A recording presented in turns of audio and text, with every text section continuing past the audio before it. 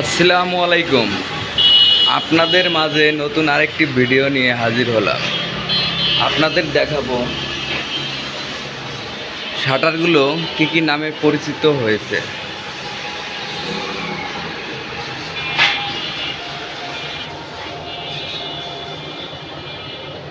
এটা হচ্ছে GP galvanise plane sheet দিয়ে তৈরি করা।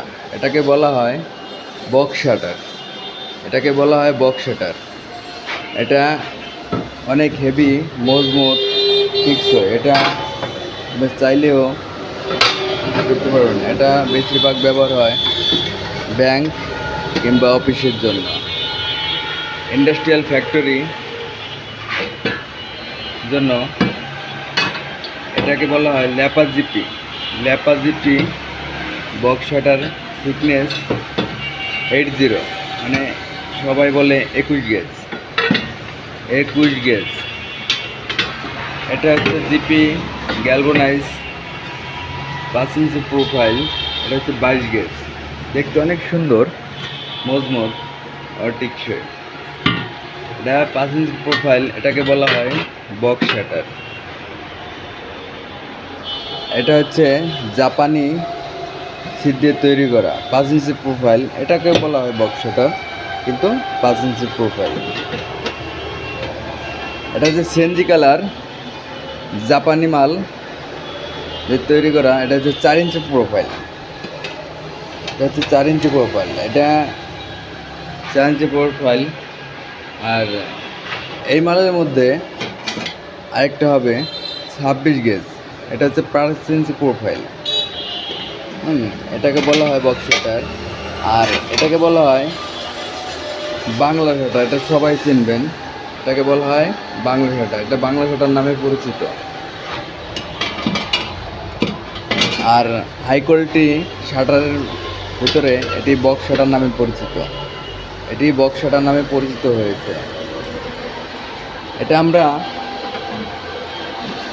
এই প্লেন শিট দেখেন, এই 70 প্লেন শিট দিয়ে আপনি দেখেন, ভালো করে দেখাই। এটা এই যে প্লেন শিট দিয়ে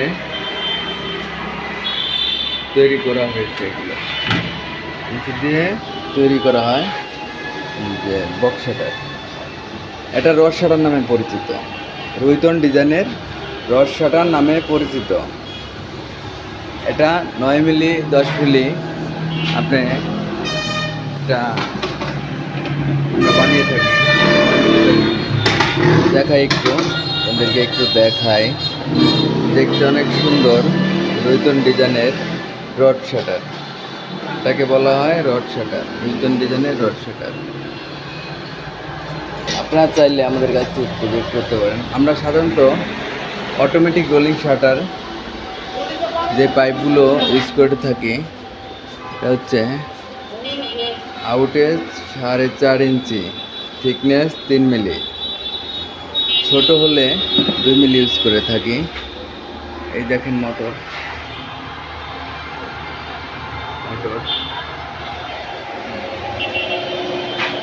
আমাদের কাছে রয়েছে। এটা হচ্ছে রড শাটার।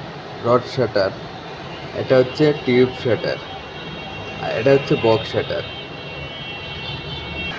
সাধারণত নর্মাল শাটারে আপনারা এই পাইপ ইউজ করতে পারবেন। এটা শুধু অটোমেটিক রোলিং শাটারে ব্যবহার করার জন্য এই পাইপটি ইউজ করা হয়।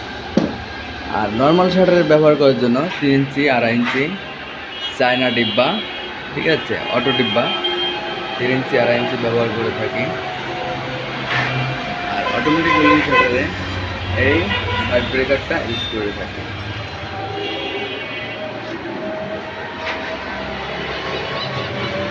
আমাদের location Jinjira high road, Keraniganj, Dhaka. ধন্যবাদ।